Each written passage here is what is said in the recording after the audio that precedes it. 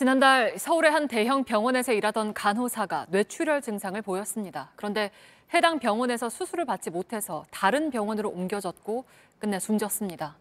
대형 병원에서 왜 수술을 하지 못했던 건지 복지부가 오늘 현장 조사에 나섰는데요.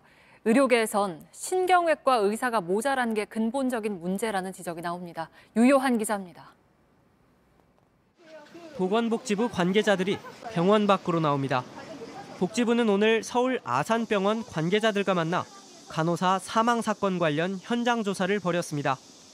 지난달 24일 이곳에서 근무하던 간호사 A씨가 뇌출혈 증상으로 응급실에 왔지만 수술을 받지 못하고 다른 병원에서 숨졌기 때문입니다.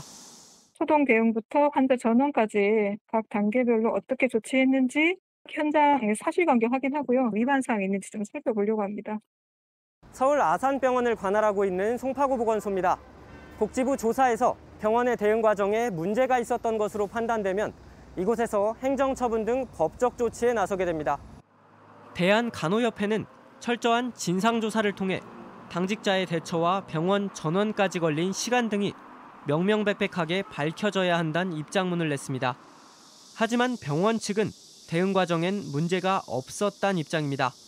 A씨가 통증을 호소한 즉시 응급실로 옮겨 색전술 등 응급처치를 했지만 뇌출혈을 막지 못했고 당시 병원에 학회와 휴가 등으로 수술이 가능한 신경외과 전문의가 없어 서울대병원으로 서둘러 보냈다는 겁니다.